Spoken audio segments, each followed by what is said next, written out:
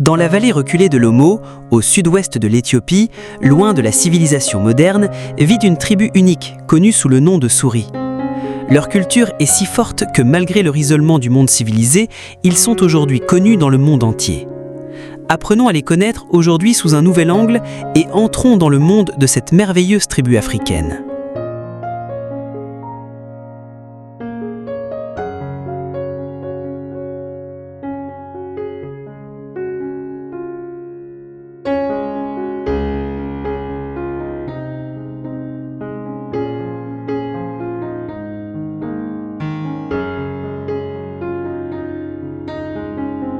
Bienvenue dans le monde des souris, l'un des plus anciens peuples d'Afrique. Le mode de vie, l'histoire et les traditions des souris sont entièrement différents du monde que nous connaissons. Depuis des milliers d'années, avant même l'histoire écrite, la vallée de l'Omo est leur patrie. Au cours de cette longue période, ils ont développé leur propre culture unique qui leur a valu une renommée mondiale. Des tatouages gravés sur leur corps avec des lames, de grands plateaux d'argile portés dans les lèvres des femmes et leur esprit guerrier, voilà les principaux identifiants des souris.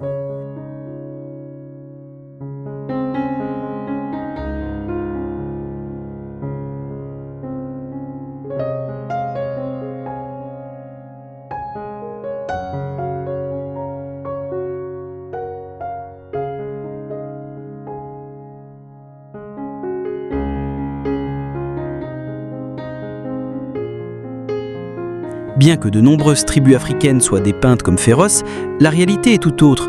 Ils ne sont généralement pas agressifs, sauf en cas de légitime défense. Si l'on voit les hommes souris avec des fusils, ce n'est pas pour l'attaque, mais plutôt pour protéger leurs biens les plus précieux, leurs terres et leur bétail. Protéger leur bétail des raids d'autres tribus est l'un de leurs plus grands défis. Par conséquent, pendant que les hommes gardent le bétail, les femmes s'occupent de la culture des champs.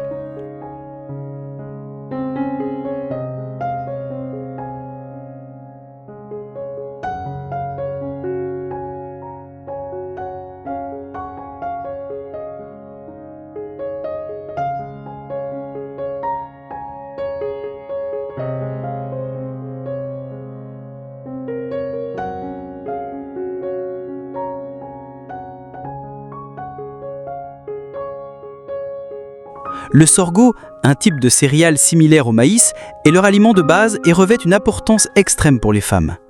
Ces femmes travaillent sans relâche pour cultiver de vastes champs de sorgho. Leur mode de vie est très simple, elles vivent dans de petites huttes. À l'intérieur de leur maison se trouvent des foyers en argile et toutes les nécessités de la vie quotidienne. Certaines traditions ont survécu dans leur société qui peuvent nous paraître étranges. Par exemple, la pratique de fumer le narguilé, la chicha, qui était autrefois courante dans nos propres régions. Mais dans la société souris, seules les femmes ont le droit de fumer le narguilé, c'est interdit aux hommes. De plus, ils fabriquent une sorte de bière à partir du sorgho qui apporte une atmosphère festive à leurs oreilles.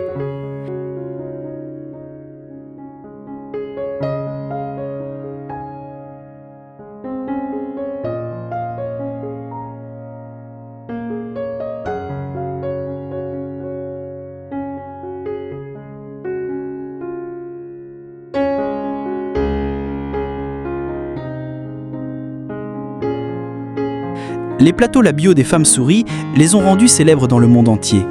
C'est un symbole de leur beauté et une tradition transmise depuis des siècles. Plus le plateau labial d'une femme est grand, plus elle est considérée comme belle et séduisante. Dans l'enfance, la lèvre inférieure d'une fille est percée et un petit bâton y est inséré. En grandissant, le bâton est progressivement remplacé par des plateaux de plus en plus grands. La taille de ce plateau détermine la dot de la mariée. Plus le plateau est grand, plus sa famille est susceptible de recevoir de bétail de la famille du marié. Historiquement, on dit que cette pratique est née pour se protéger des marchands d'esclaves européens quand la traite d'esclaves était répandue en Afrique. Ceux qui avaient des cicatrices ou des difformités faciales n'étaient pas emmenés en esclaves. Pour porter ce plateau labial, plusieurs dents inférieures doivent également être retirées pour que le plateau s'ajuste correctement. Les filles fabriquent elles-mêmes ces plateaux en argile, puis les cuisent au feu pour les durcir.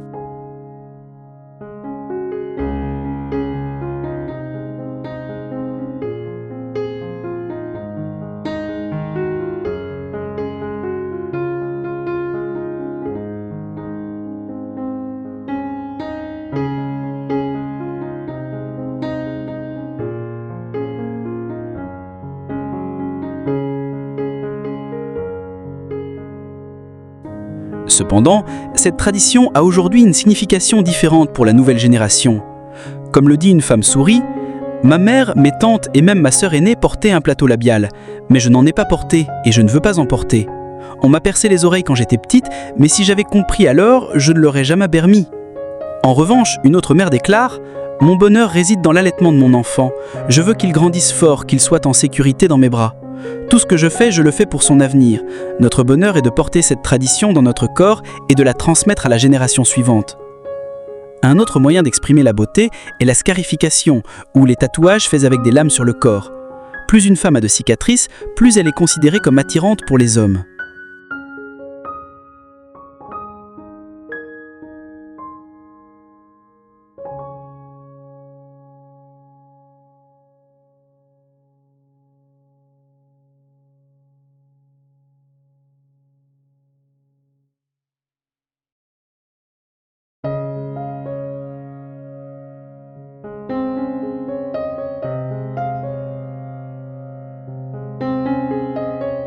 D'un autre côté, la vie des hommes souris gire autour de leur bétail. Ils portent toujours des armes comme des AK-47 pour les protéger des attaques de tigres, d'autres animaux sauvages ou même de tribus rivales.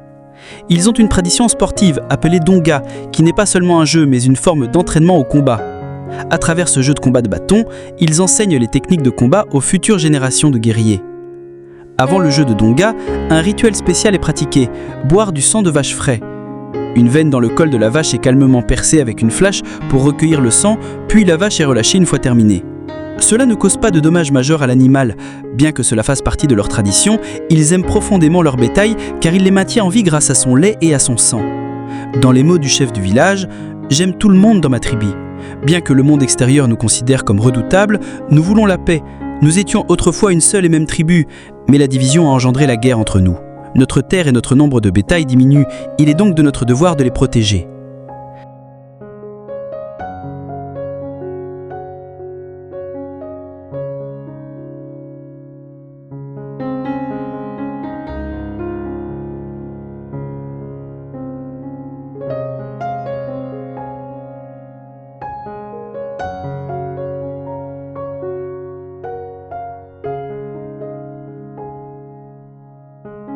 Peut-être que la culture souris nous est totalement inconnue, ou dans certains cas dérangeante. Mais par-dessus tout, ce sont des êtres humains. Tout comme nous, ils ont des préoccupations concernant leur famille, leurs enfants et leur avenir. Étant des êtres humains, il est de notre devoir de respecter la culture de chaque personne et de nous aimer les uns les autres.